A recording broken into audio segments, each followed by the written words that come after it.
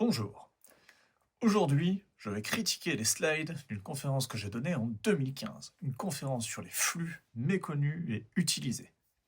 J'ai donné cette conférence au Forum PHP 2015 à Paris, et je suis sûr qu'en regardant ces slides 5 ans après, il y a des choses qu'on peut améliorer, ou des choses dont vous pouvez tirer profit pour votre propre conférence. Pour commencer, ces slides avaient été faits sur Reveal.js, donc ils sont faits pour être visionnés dans un navigateur. Je vais jeter un coup d'œil assez rapide aux slides dans un navigateur, et puis après je travaillerai sur un export PDF qui me permettra de les annoter, même si certains détails de présentation seront peut-être un petit peu perdus à l'usage. Donc ce qu'on voit ici, c'est le slide de titre de cette conférence, les flux méconnus et sous-utilisés. L'image de fond est jolie, c'est des éléphants qui collent à PHP. C'est une conférence autour de PHP. Si on défile un petit peu, on va utiliser la fonctionnalité de Reveal.js qui permet de visualiser tous les slides d'un coup. Et on a donc cette vue un petit peu hiérarchique avec des sections et des sous-sections. Et ce que je remarque, c'est que chaque section commence par un slide de titre, donc, qui est une image de fond avec un gros texte marqué au milieu. Ça marque bien les sections et les changements de sujet, donc l'introduction, les flux, les gestionnaires, les filtres, les manipulations avancées, les flux sockets et ainsi de suite. Et le navigateur déconne un peu. Et ensuite, dans chaque section, après ce slide qui a une jolie photo comme titre, on a du contenu textuel et des exemples de code. Et on a des slides avec des photos de chats ici et là. Ok. Je vais quitter ce mode. Je vais essayer de défiler un petit peu. Ok, les photos de chat, c'est une grande photo avec un texte marqué au milieu. Il y a peu de découpage entre le texte et l'arrière-plan, je trouve. Un petit peu d'ombre derrière le texte, ça fait du bien, ça permet de le mettre en valeur. Mais selon la luminosité du projecteur, ça peut être un petit peu risqué, puisqu'on a quand même peu de découpage entre le texte et l'arrière-plan, notamment ici en blanc sur blanc. Ok.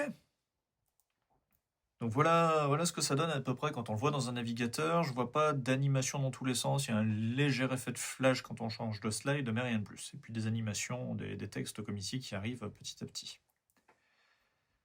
Je vais maintenant passer dans un logiciel qui permet de visualiser des PDF.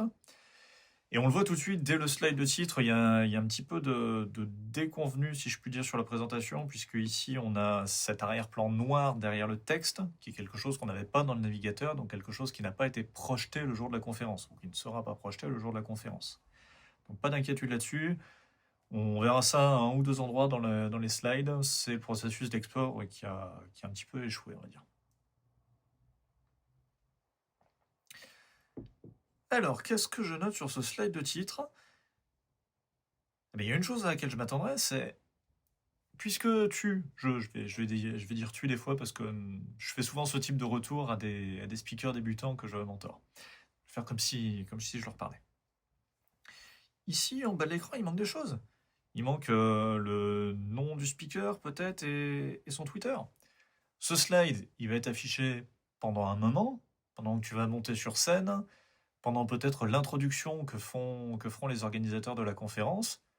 Donc c'est le moment rêvé pour placer ton Twitter.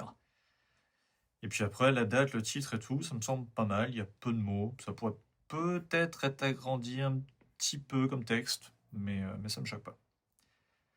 Bon, ça, c'est quelque chose qui doit être présent dans les slides en ligne, expliquer comment y accéder. Même chose ici, c'était pas présenté. Ok, on attaque l'introduction. On voit en tout petit ici les crédits de la photo. C'est un peu petit, mais c'est pas très gênant.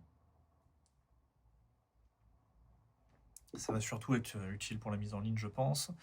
Même chose, je ne reparlerai plus, il y a un petit peu de foirage sur la couleur d'arrière-plan ici autour du titre, mais rien de grave. J'aime bien le titre, introduction en blanc sur un info sombre, ça se voit vraiment bien, c'est flashy.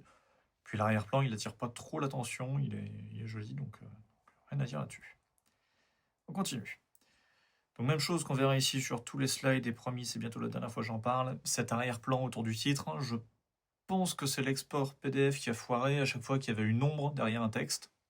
Je note l'idée d'avoir une ombre, ça met un petit peu plus en évidence le texte, c'est une bonne chose, je pense. Alors, on attaque. Qu'est-ce que c'est un flux? Ils sont partout, gestionnaire, filtrer, contexte, on peut faire des trucs sympas, même des trucs très très sympas. Ça fait 5 points. 5 points, c'est juste, on dit souvent 3, 4 bullet points, pas trop plus que 4. 5 à la limite, ça va. C'est beaucoup de texte. Il y a peut-être une partie de ce texte que tu pourrais dire à l'oral, sans avoir besoin de le répéter. À voir. Mais sinon, bon, il y a les deux derniers qui se répètent un peu. Je pense que c'est un effet qui a été fait exprès.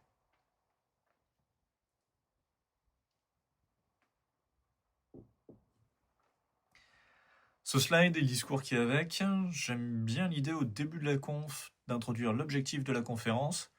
Bon, voilà, on va parler de ça, c'est quelque chose qui sert tous les jours parce que c'est partout. On va entrer dans ce gestionnaire, les filtres, les contextes, ça doit être des sections de la conférence après. Puis on peut bien s'amuser, donc allons-y, c'est fun. Si j'ai bonne mémoire, c'est un talk qui durait 20 minutes, et on a vu qu'il y avait 60 et des brouettes de slides, ça fait 3 slides par minute. Certains organisateurs de conférences vont paniquer quand ils vont voir ça. Moi, ça me semble complètement normal. J'ai l'habitude de faire 3 slides par minute. Donc déjà en 2015, il y a 5 ans de ça, je faisais 3 slides par minute, visiblement. Maintenant, je continue à faire 3 slides par minute. C'est un rythme assez correct pour moi. Il y a une chose qui me dérange encore sur ce slide, et on ne le voit pas beaucoup, mais c'est ici le numéro du slide. Il est inutile, ce numéro de slide. Les personnes dans le public n'ont pas besoin d'avoir ce numéro de slide. On peut l'enlever. À la limite, il est écrit en tout petit, il n'est pas très gênant, mais il est écrit tellement petit que le public aura du mal à le lire. Dans ce cas-là, ça sert à rien de le mettre.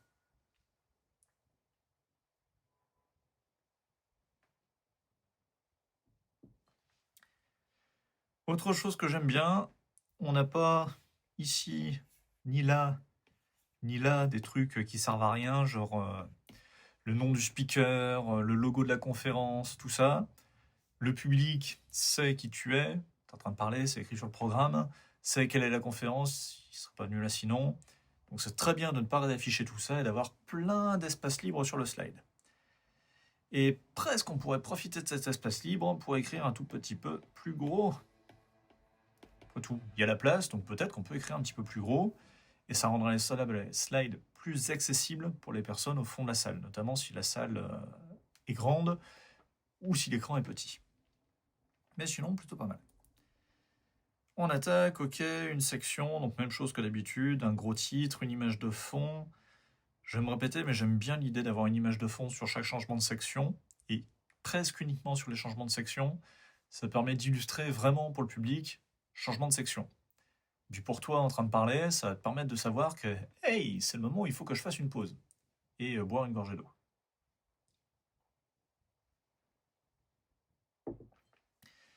Ok. Je vais pas faire l'ensemble des slides, il y en a 65, et j'ai l'impression qu'il y en a beaucoup sur lesquels je vais faire les mêmes commentaires. Donc je vais en passer quelques-uns au début, et puis après j'accélérerai un peu, j'en sauterai quelques-uns. J'aimerais réussir à faire en sorte que cette vidéo dure moins d'une demi-heure et pas 1h20 comme la précédente que j'ai fait il y a une semaine. Ok, on a un exemple de code, lecture, écriture, ST1, fichier entier. Il y a quelque chose qui m'inquiète ici, c'est la portion de code ici, elle sort du PDF. Il y a des choses qui se continuent ici. À faire attention au moment de la projection, alors je sais, c'est peut-être l'export PDF qui a foiré, mais attention à ça, il faut peut-être introduire un retour à la ligne à un endroit ou à un autre pour ne pas risquer d'être tronqué comme ici. Ça dépend, Reveal.js, ça dépend comment il se comporte, mais c'est le genre de surprise qu'on peut avoir si on a préparé ces slides sur un écran 16/9 et qu'on projette en écran 4/3. C'est plus rare aujourd'hui. En 2015, quand j'ai fait cette conférence, les écrans 4/3, ça arrivait encore assez souvent, donc attention à ça.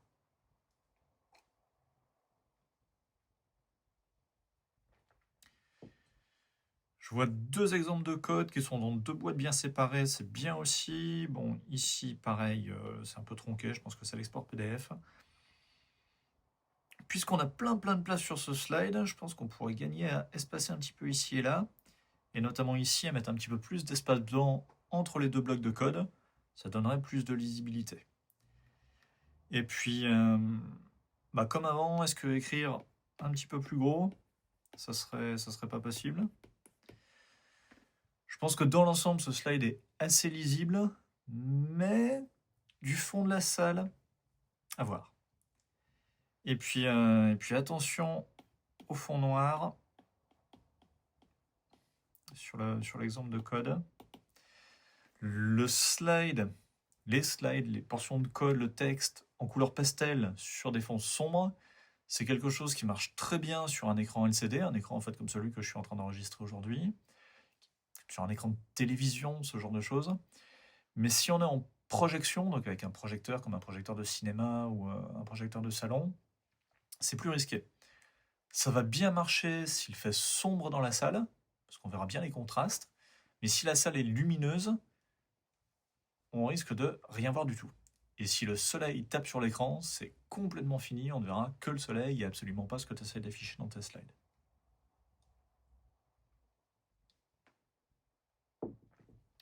Donc au moment d'écrire en pastel sur fond sombre, il faut demander aux organisateurs quelle sera la luminosité de la salle.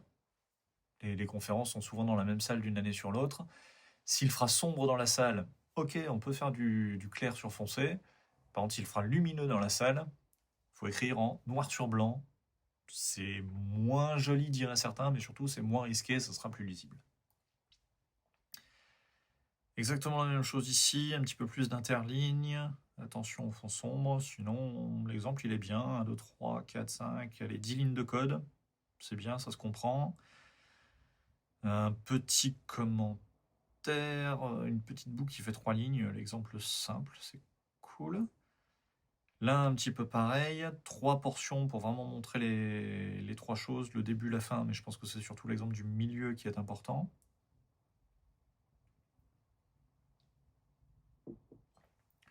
Juste mettre, mettre un petit peu plus d'espacement ici et là, et puis un tout petit peu plus d'espacement entre chaque ligne aussi.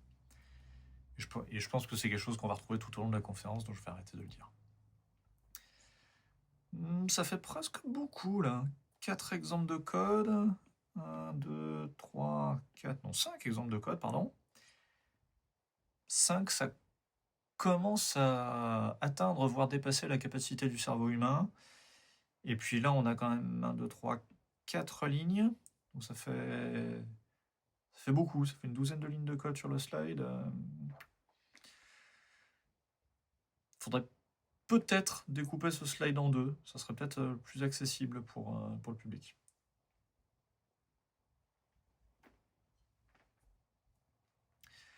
Manipulation de fichiers, link, rename, copy 1, très peu de choses. 4 points, 1 point par idée sauf le dernier qui en a 2. Le titre, c'est simple, c'est clair. Et toutes les explications sont faites à l'oral. Ça me semble pas mal. Une chose qu'on pourrait faire différemment, c'est ici, à côté de chaque fonction, marquer à quoi elle sert.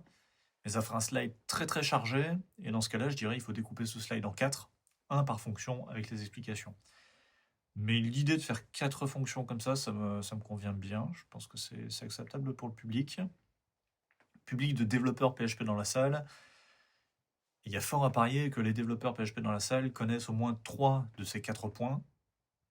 Et donc, ils aient besoin d'en assimiler qu'un seul. Donc, c'est faisable à l'oral. Pareil. Oh, un chat.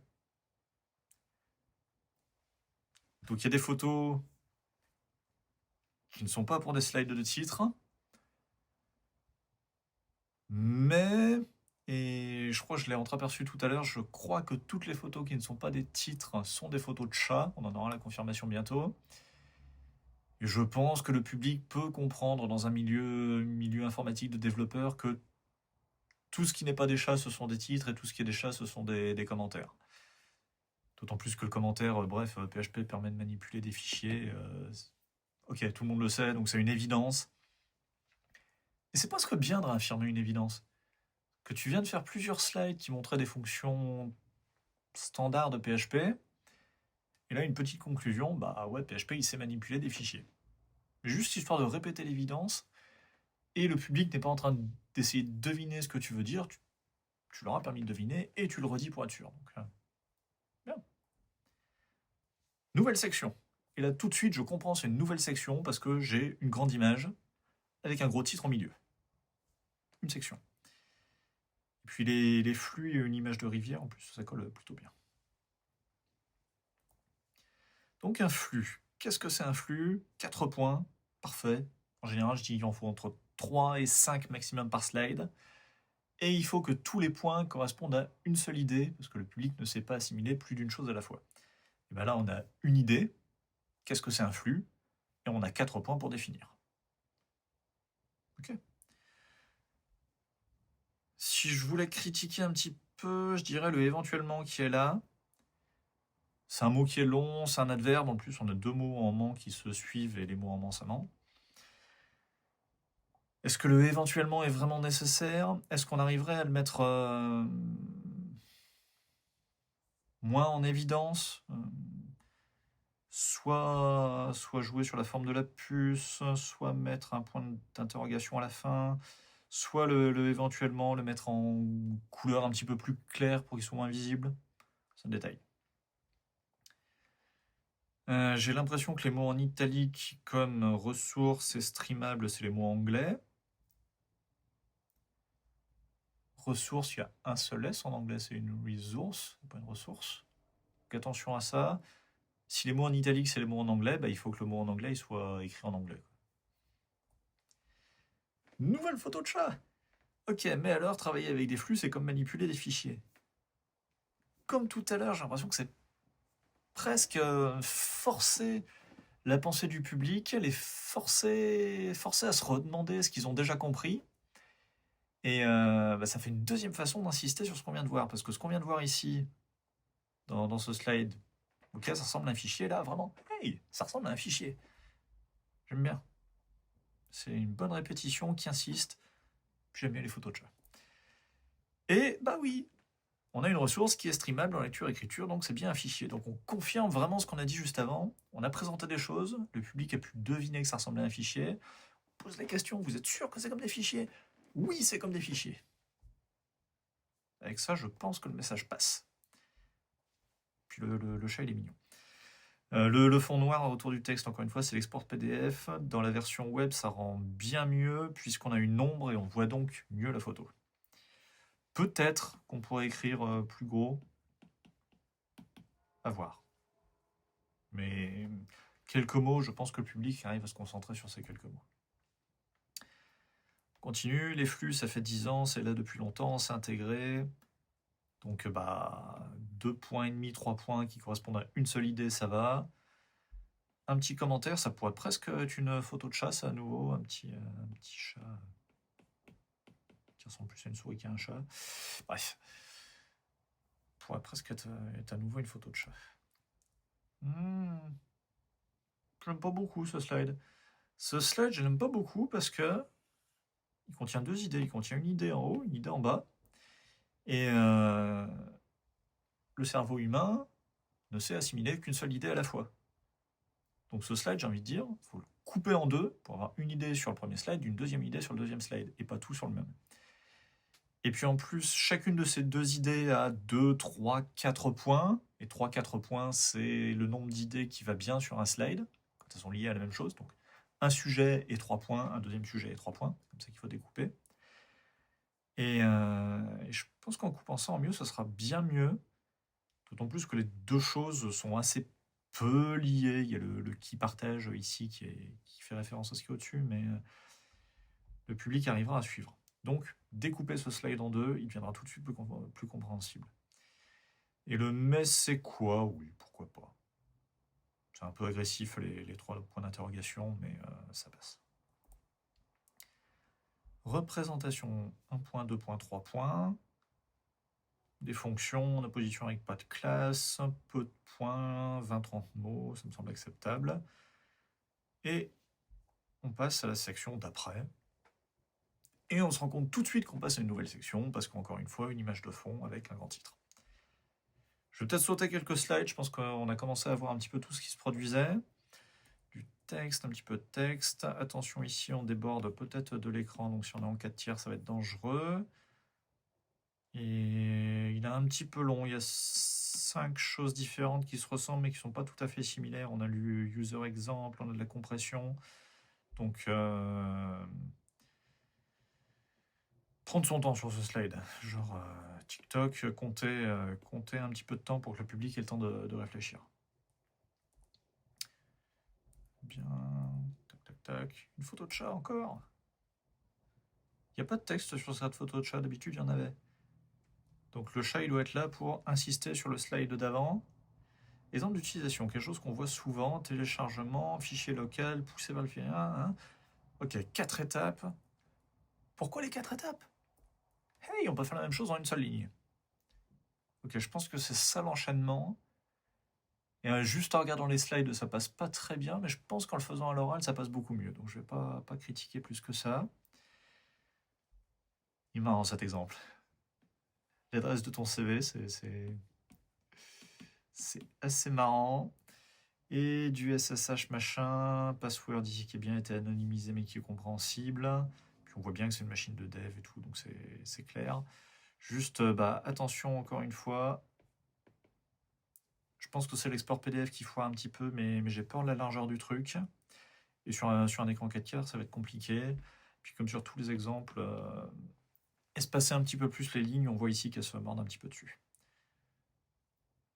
Je suis fan du même chose en une ligne, qui fait une opposition totale aux 4 points et à la photo de chat juste avant, juste l'histoire d'enfoncer le clou. J'aime bien comment dans ces slides, et le discours qui va avec certainement, mais je m'en souviens plus, ça fait 5 ans, des choses sont dites et redites et insistées avec du texte, avec des photos, pour vraiment bien faire rentrer le message. Ok. Je crois que c'est une des premières fois de ma vie que j'ai mis ce petit bonhomme dans un slide. Je le mets souvent maintenant.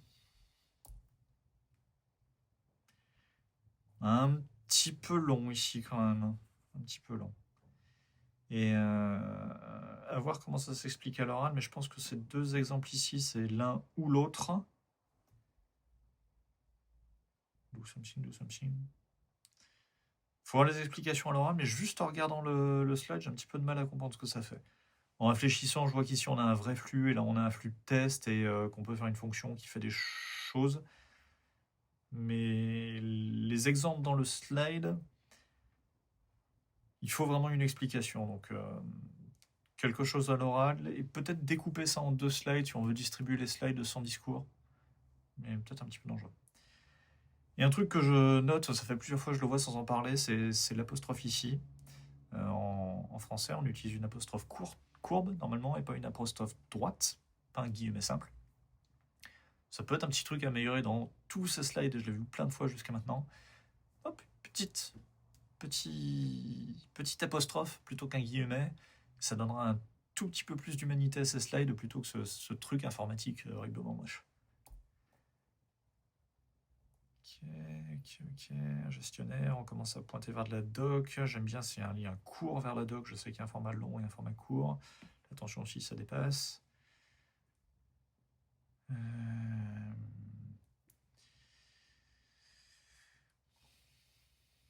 L'indentation ici n'est pas évidente à saisir quand on n'a pas l'habitude.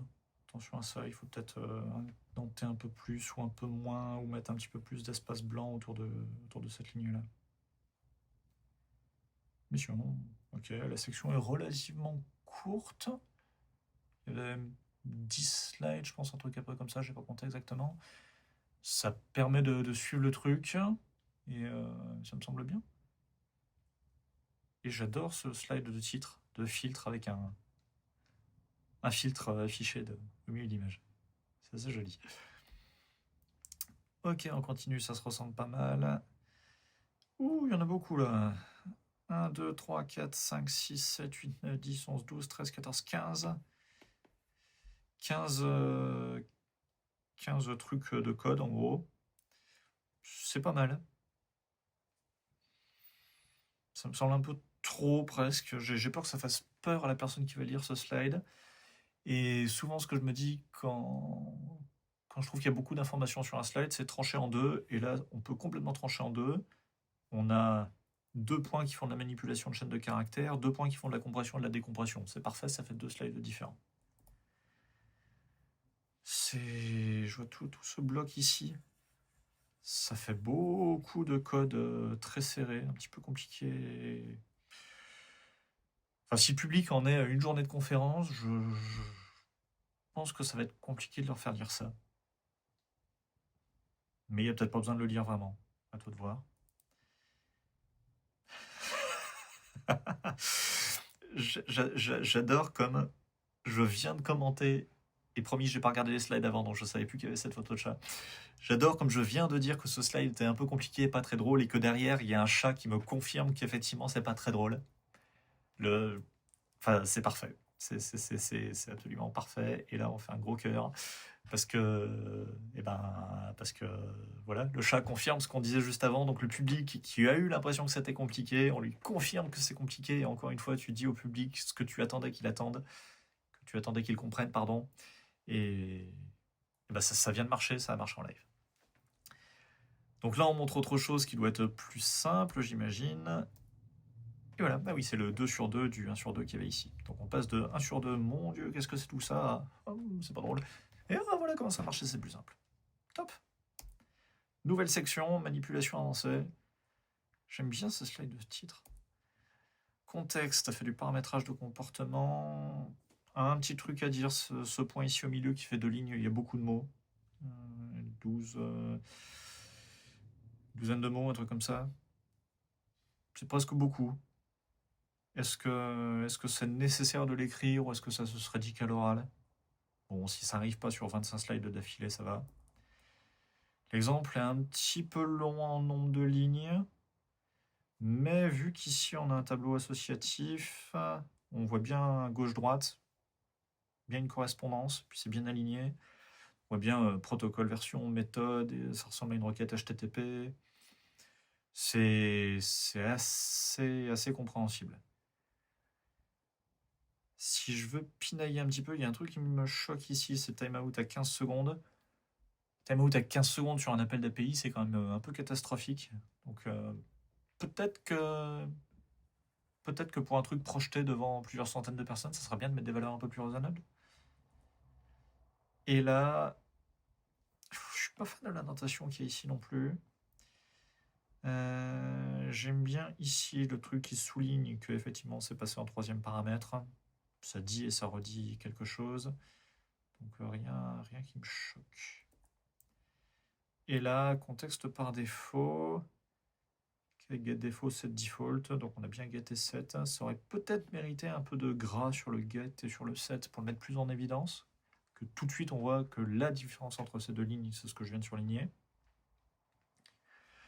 Le reste, c'est le même tableau que tout à l'heure. Si tu corriges le timeout à 15 secondes sur le slide d'avant, corrige-le ici aussi. Et les options, allez voir la doc. Ce qui, dans une conférence de 20 minutes, ça ne me choque pas de renvoyer les gens à la doc. J'aime beaucoup ce commentaire uniquement en développement, ça évite les gens qui vont copier-coller le slide. Assez souvent, les speakers disent ne faites ça qu'en environnement de développement, ne le faites pas en production. Mais c'est bien de l'avoir écrit en plus. Puis désactiver tous ces trucs de certificat, c'est pas top. Ok, et le retour de la copie, qu'est-ce qu'il veut dire ce titre? Ah oui, c'est le slide de tout à l'heure où je faisais une fonction copie qui copiait mon CV depuis je sais plus où vers du SCP. On le fait différemment, je pense. Je pense que le copie ici, c'est un clin d'œil à ça. Effectivement, je confirme. Et c'est bien d'avoir remis cet exemple de code en ajoutant juste le contexte ici, ça permet d'être explicite. Et les points de suspension qui sont là et qui sont là, c'est vachement bien, ça permet de réduire la longueur de la ligne. Et je pense que c'est quelque chose que tu aurais pu faire déjà dans le premier slide. Ça aurait permis qu'il soit un peu plus court, un peu plus lisible. Là, un peu pareil. Des filtres si je veux, c'est quelque chose qui aurait été dit à l'oral et c'est bien de l'écrire aussi. Le machin Ordaille ici, c'est une dégueulasserie sans nom. Je suis pas sûr que tu veuilles montrer ça en conf. À voir. Bof. Là, il y en a beaucoup quand même. 1, 2, 3 points, dont un point qui contient 3 sous-points.